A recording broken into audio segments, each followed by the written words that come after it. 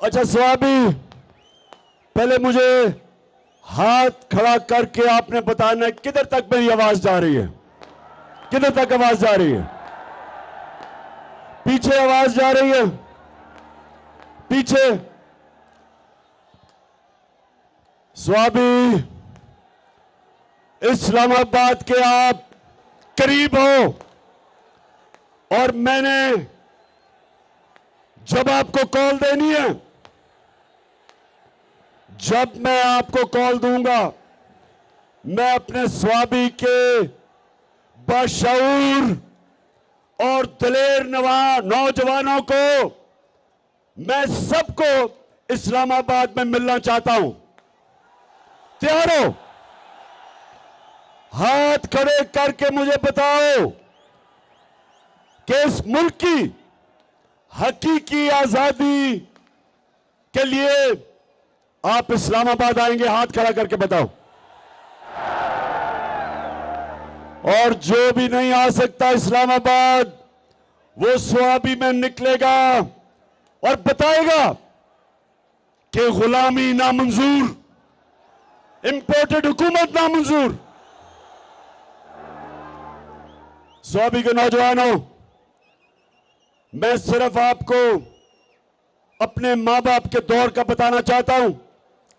मैं आजाद पाकिस्तान में पैदा हुआ था, मेरे मां बाप गुलाम हिंदुस्तान में पैदा हुए थे, और जब हिंदुस्तान की हम गुलामी कर रहे थे तो 2 दफा जब बरतानिया ने 2 जंगों के अंदर शिरकत की, पहली जंग अजीम और दूसरी जंग अजीम, तो स्वाबी के नौजवानों ये याद रखो, लाखों लोगों ने यहां से लड़े और अंग्रेज के लिए कुर्बानियां दी। लाखों लोग हिंदुस्तान से जाके अंग्रेज की जंगों में लड़े, लेकिन कभी उनको किसी ने नहीं पूछा, ना कभी इनका शुक्रिया अदा किया गया। अरबों रुपया जो यहां से इकट्ठा करके अंग्रेजों की जंग में लगा, किसी ने नहीं परवाह की, किसी ने शुक्रिया अदा नहीं किया, क्योंकि हिंदुस्तान गुलाम था। गुलामों की कोई इज्जत नहीं होती। और मुझे अफसोस से कहना पड़ता है कि जब अमेरिका की जंग हुई 9/11 के बाद और पाकिस्तान ने अमेरिका की जंग में शिरकत की, तो सबको आपको पता है कितने पख्तूनख्वा से लोगों ने कुर्बानियां दी अंग्रेज की जंग में, अमेरिकनों की जंग में। 80,000 पाकिस्तानियों ने कुर्बानियां दी, और यहां कबायली इलाके के लोग जो सारे पख्तूनख्वा के साथ अब पख्तूनख्वा का हिस्सा बन चुके हैं, कबायली इलाके के लोगों ने सबसे ज्यादा कुर्बानी दी। 35 लाख लोगों ने नकल मुकानी की। लेकिन क्या किसी ने पाकिस्तान का शुक्रिया अदा किया? क्या अमेरिका ने कहा कि शुक्रिया पाकिस्तान, आपने 80,000 अपने लोग कुर्बान कर दिए, हमारी फौज 3 गुना ज्यादा हमारी फौजियों ने कुर्बानी दी बनिस्बत जो अमेरिकन अफगानिस्तान में जिनकी जानें गई। किसी ने शुक्रिया अदा नहीं किया, बल्कि कई वहां से आवाजें उठी अमेरिका से कि पाकिस्तान की वजह से वो जंग नहीं जीत सके अफगानिस्तान में। तो पाकिस्तानियों, मेरे गयूर बाशऊर स्वाबी के नौजवानों, मेरे पाकिस्तानियों, ये याद रख लो कि गुलामों की कोई इज्जत नहीं होती।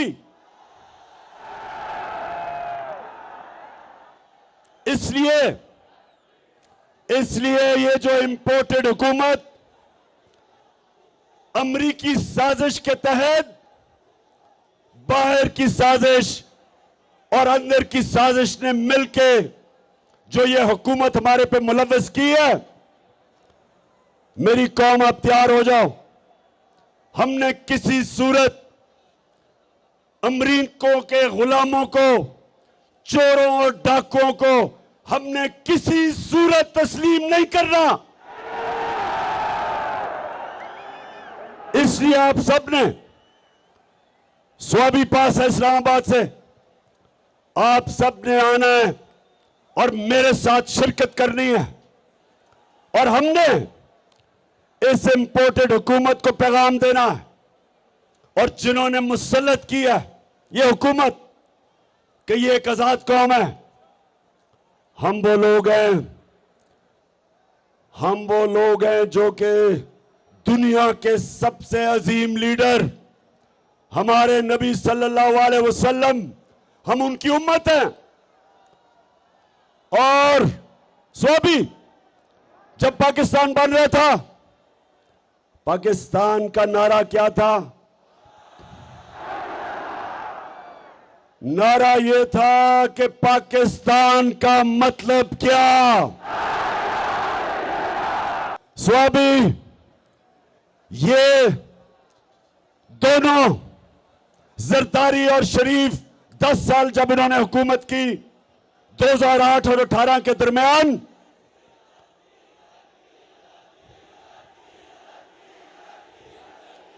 और ठीक कह रहे हो, शुक्रिया याद कराने का, डीजल इनके साथ फिट हुआ था। इन थ्री स्टूजेस ने 10 साल जब हुकूमत की मिलके, तो नौजवानों 400 ड्रोन अटैक हुए पाकिस्तान के ऊपर, 400। और कबायली इलाके में आप जानते हैं कि ड्रोन अटैक क्या होता है? आपको पता है क्या होता है? 4000 मील दूर बैठ के एक कमरे के अंदर कंप्यूटर गेम खेली जाती है, बटन दबा के। 4000 मील दूर अमेरिका में एक आदमी बैठा होता है, सामने कंप्यूटर स्क्रीन होती है उसके, यहां से उसको पैगाम जाता है कि जी इस एरिया में दहशतगर्द है। 4000 मील दूर बैठ के वो बटन दबाता है, बम गिरता है, नीचे कौन मरता है कभी किसी को पता नहीं चला। लेकिन सुने जरा मेरी बात, वहां औरतें बच्चे मरे, बुजुर्ग मरे। एक जगह इन्होंने ड्रोन अटैक किया बजौड़ में, 64 बच्चे मदरसे में मर गए, 64 बच्चे। एक जगह वजीरिस्तान में ड्रोन अटैक होता है, 7 लोग मर जाते हैं। जो जख्मी होते हैं उनकी चीखों की आवाजें, लोग आते हैं उनको बचाने के लिए।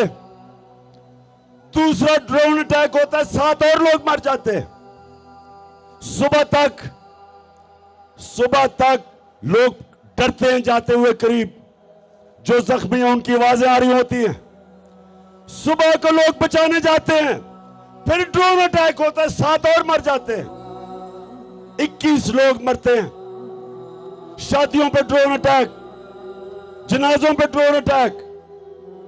और आप जानते हैं कि एक दफा ना जरदारी के मुंह से एक आवाज निकली, और ये गीदड़ नवाज शरीफ के मुंह से एक दफा अमरीकनों को उसने कहा, इनमें इतनी जरूरत नहीं थी कि अमरीकनों को कहते कि ये सारे इंसानी हुकूक के खिलाफ है।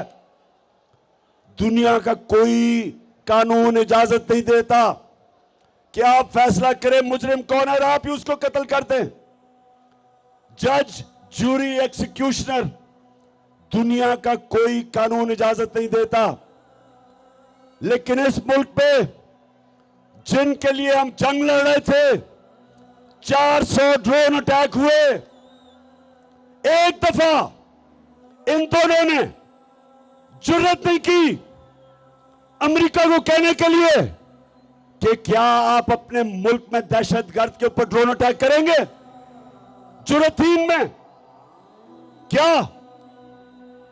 इनमें यह जुर्रत थी बरतानिया को कहने के लिए कि लंदन में हमारा बड़ा दहशतगर्द जिसने हजारों लोगों को कत्ल करवाया, क्या हमें इजाजत देंगे ड्रोन अटैक करके उसको मारे? तो अगर अपने मुल्क में आप हमें कहते हैं कि अदालत में जाके साबित करो वो दहशतगर्द है, तो हमारे मुल्क में आपने कैसे आपने 400 ड्रोन अटैक किए, बेकसूर लोगों को मारा, औरतें बच्चों को मारा, और ये तो जिनको फिर से इन दो खानदानों को फिर से जो मुसल्लत किया है कि ये उनके गुलाम हैं, इनमें जुर्रत नहीं है, ये पैसे की पूजा करने वाले हैं, ये पैसे के बुत की पूजा करने वाले हैं, इनके पैसे पड़े हैं बाहर, इनके लंदन में अमेरिका में पैसे पड़े हुए हैं। ये कभी अपने लोगों के हकूक के लिए, उनके फायदे के लिए, ये कभी अपनी जुबान उनके अपने आकाओं के सामने जुबान नहीं खोलेंगे। इसलिए इनको लेके आए हैं, इसलिए इनको पाकिस्तान पर मुसल्लत किया, क्योंकि इनको पता था कि इमरान खान ना इनको बेच देगा, ना यहां से उनकी किसी जंग में शिरकत करेगा, ना वो अपने मुल्क के मफादात को उनके लिए कुर्बान करेगा, अपने लोगों के फैसले करेगा, क्योंकि इमरान खान का जीना मरना पाकिस्तान में है। इसलिए नौजवानों ये साजिश की गई और इसलिए आपने इस्लामाबाद पहुंचना है। और मैं मगरिब हो रही है, यहीं आपने नमाज पढ़नी है, लेकिन मैं जल्दी जल्दी बात करता हूं। दूसरी बात नौजवानों, दूसरी बात, ये जो लोगों को ऊपर आपके मुसल्लत किया, ये 30 साल से ये दो खानदान, भुट्टो और शरीफों के खानदान 30 साल से इस मुल्क के ऊपर हुक्मरानी कर रहे हैं। इनकी वजह से आज शहबाज शरीफ कहते हैं जी हम तो बेकारी हैं, इसलिए गुलाम हैं। और इनका एक और वजीर कहता है हम तो वेंटिलेटर पे हैं, हम तो अमेरिका की गुलामी करने पे मजबूर हैं। मेरे पाकिस्तानियों, ये आपके सामने ये वो लोग हैं जो दो बुतों की पूजा करते हैं। एक है बुत पैसे का और दूसरा बुत खौफ का। और यही मेरे नबी सल्लल्लाहु अलैहि वसल्लम ने मदीना में आके इन्हीं बुतों को तोड़ा था, खौफ के बुत को तोड़ा था, आजाद किया था। ला इलाहा इल्लल्लाह का मतलब हमें सिखाया था कि हम सिवाय अल्लाह के किसी के सामने नहीं झुकते। तो मेरे पाकिस्तानियों, हमारा जो नजरियाती लीडर इल्लामा इकबाल थे, उन्होंने तब ही कह दिया था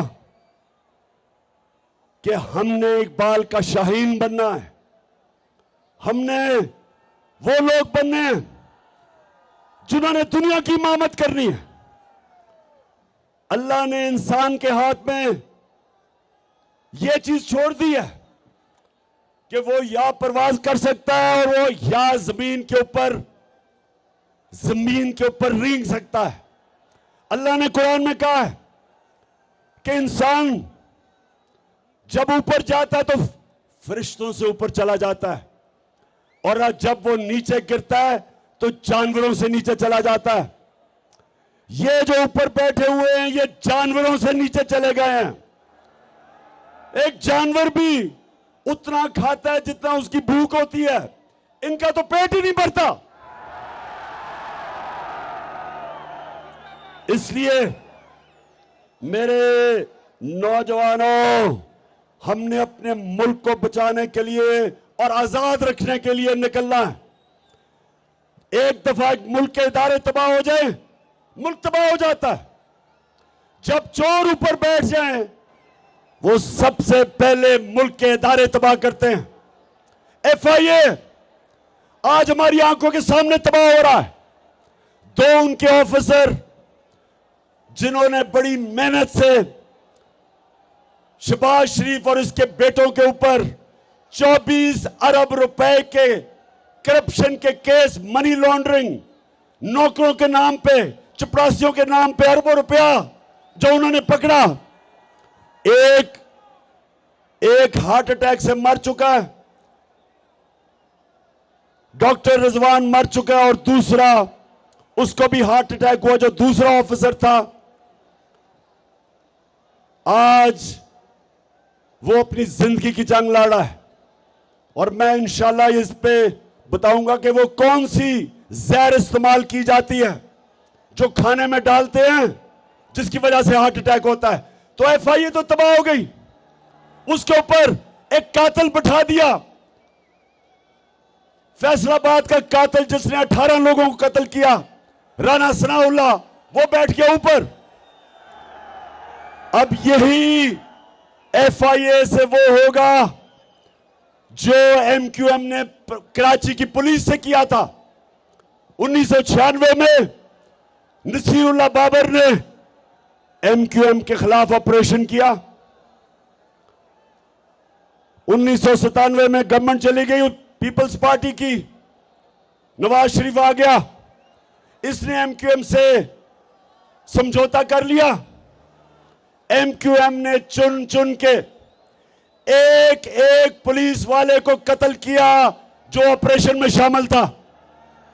और आज तक मेरे पाकिस्तानियों, आज तक कराची पुलिस अपने पैर पे नहीं खड़ी हुई, रेंजर बुलाने पड़े हैं। पुलिस खत्म होगी उसके बाद। इसी तरह इदारे खत्म होते हैं जब मुजरिमों को ऊपर बिठाते हैं। और इसलिए मेरे पाकिस्तानियों, हमने इनका मुकाबला करना है, अपने मुल्क को बचाना इन चोरों से, अमेरिकनों के गुलामों से। और आपने सब ने मेरे साथ निकलना है। फिर से हाथ खड़ा करके बताओ, हम निकलोगे? मेरे पाकिस्तानियों, एक चीज याद रख लेना, कौम के ऊपर अटैक हो जाए, बमबारी हो जाए, जापान के ऊपर एटम बम गिर गया, कौम फिर भी खड़ी हो जाती है, अपने पैर पर फिर भी खड़ी हो जाती है। अफगानिस्तान में कितनी 40 साल से इंतशार है, फिर भी वो कौम तकड़ी है। लेकिन एक चीज याद रखें, जब एक कौम की आप इखलाकियात खत्म करते हैं, कौम मर जाती है। जब एक कौम अच्छे और बुरे की तमीज खत्म करती है, कौम मर जाती है। कौम पहले इखलाकी तौर पे मरती है, फिर माशी तौर पे मरती है। तो जो ये लोग 60% कैबिनेट जमानत के ऊपर है, पाकिस्तान का ये जो क्राइम मिनिस्टर है, प्राइम मिनिस्टर नहीं, क्राइम मिनिस्टर है,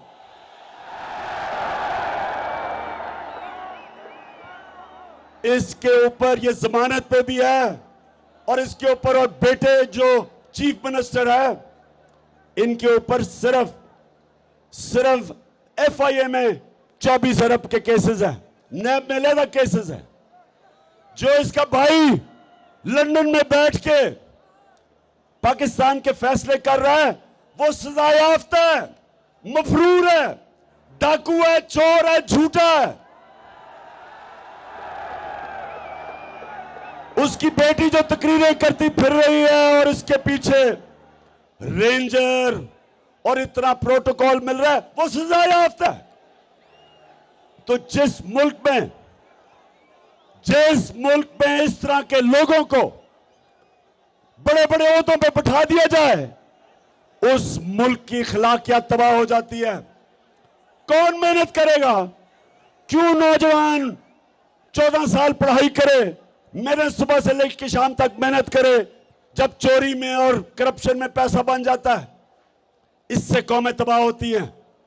चाइना जब उठा और आज दुनिया में सबसे तेजी से तरक्की कर रहा है, 450 वजीरों को उसने करप्शन में पकड़ा। पिछले 7 सालों में 450 वजीरों को करप्शन में पकड़ा। कोई कौम तरक्की नहीं कर सकती जब तक उसकी अखलाकियात ऊपर ना हो। इसलिए हमारे नबी सल्लल्लाहु अलैहि वसल्लम ने मदीना में अमर बिल मारूफ, उन्होंने अपनी कौम को कहा कि तुम हक और सच के साथ खड़े हो, तुम अच्छाई के साथ खड़े हो और बुराई और बातिल के खिलाफ जंग लड़ो। ये हुक्म है अल्लाह का, ये कुरान में है, अमर बिल मारूफ। इसके ऊपर एक माशरा खड़ा होता है। तो जब माशरे के बड़े बड़े ओहदे उसके बड़े बड़े मुल्क के मुजरिम ले ले, वो माशरे का कोई मुस्तकबिल नहीं है। इसलिए स्वाबी, आपने इस्लामाबाद पहुंचना है, आपने इस्लामाबाद पहुंचना है। ना आपने गर्मी देखनी है, ना आपने देखना है कि जनाब बारिश नहीं हुई, कोई फिक्र ना करें। हम दुनिया के सबसे अजीम लीडर मोहम्मद सल्लल्लाहु अलैहि वसल्लम के उम्मती हैं। हमें कोई खौफ नहीं है। अल्लाह कुरान में कहता है, जो लोग ईमान ले अल्लाह उनके खौफ दूर कर देता है। हमारे में कोई खौफ नहीं है। और हम इंशाअल्लाह इन चोरों को, इन गुलामों को, इनको इंशाअल्लाह कभी तस्लीम भी नहीं करेंगे। हम सिर्फ एक चीज चाहते हैं, इलेक्शन की डेट दो, इलेक्शन करवाओ, इलेक्शन करवाओ। हम चाहते हैं कि पाकिस्तान के लोग फैसला करें कि इस मुल्क की क़यादत कौन करेगा। हम कोई इंपोर्टेड हुकूमत को नहीं मानते। तो आखिर में मेरे स्वाबी के बाशऊर और दलेर नौजवानों,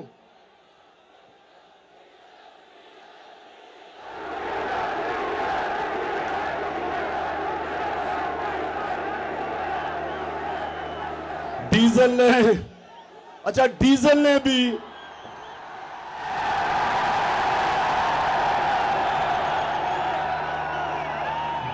वो मिनिस्ट्री नहीं ली। हमने समझा जी बड़ा इस्लाम का ठेकेदार है, ये बड़ी अच्छी कोई वज़ीरत लेगा, कुछ लोगों को बताएगा इस्लाम के मुतालिक, कोई तालीम की वजारत लेगा। लेकिन उसने वजारत ली है सड़कों की, जिसमें पैसा बनता है, कमीशन बनती है। डीजल का भी, वैसे मैं डीजल का भी देख रहा हूं कि ये जो सारे इकट्ठे हो गए, सारे इकट्ठे हो गए इमरान खान को हराने के लिए, इंशाअल्लाह इन सारों का इकट्ठा जनाजा निकलेगा। स्वाबी, मैं फिर से आपके जुनून और आपके शऊर का आपका शुक्रिया भी अदा करता हूं, आपको खराज तहसीन पेश करता हूं। मैं यहां अपनी टीम असद कैसर, आपको और शराम तरक्की और आप और आपकी फैमिली और मेरे बाकी सारे पुराने, जब मैं शुरू में स्वाबी आता था तो छोटे छोटे बच्चे थे, आज सफेद बाल हो गए उनके। मैं आप सबको आज खराज तहसीन पेश करता हूं कि आपने मेरे साथ इतनी ऊंच नीच में इतना मेरे साथ वक्त गुजारा। आप बुरे वक्त पर भी मेरे साथ खड़े हुए।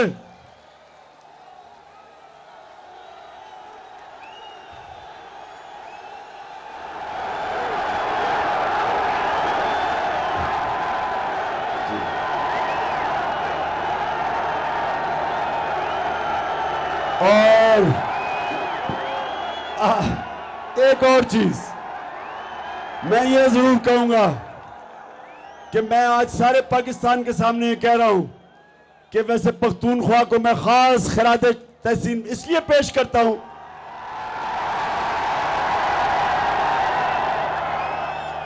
सारे पाकिस्तान में ये कह रहा हूं कि सारे पख्तूनख्वा में सिर्फ एक लोटा हुआ, एक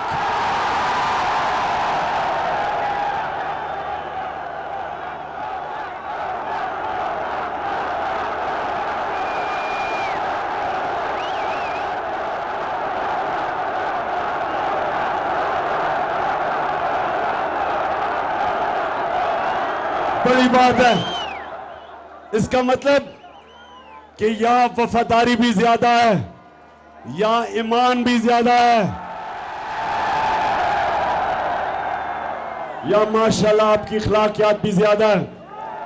हालांकि कल फैसलाबाद के लोगों को मैंने कहा, वैसे जिस तरह फैसलाबाद में कल लोग निकले हैं, मैंने कभी अपनी जिंदगी में इस तरह की जोश और जज्बा फैसलाबाद में नहीं देखा। लेकिन मैंने एक गिला किया फैसलाबाद से, मैंने एक गिला किया, मैंने कहा फैसलाबाद सबसे ज्यादा लोटे फैसलाबाद से निकले थे, और उन्होंने मेरे से वादा किया कि एक भी लोटा अगला इलेक्शन फैसलाबाद से नहीं जीतेगा इंशाल्लाह। अब सारे पाकिस्तान को पता है कि लोटे कौन थे, लेकिन इलेक्शन कमीशन को नहीं अभी तक समझ आ रही लोटों की। इलेक्शन कमीशन सारी दुनिया के सामने वो लोटे हुए हैं, लेकिन इलेक्शन कमीशन नुक्ते ढूंढ रहा है किसी तरह उनको बचाने के लिए। अगर आपसे बच भी गए, पाकिस्तान की आवाम से ये नहीं बचेंगे इंशाल्लाह।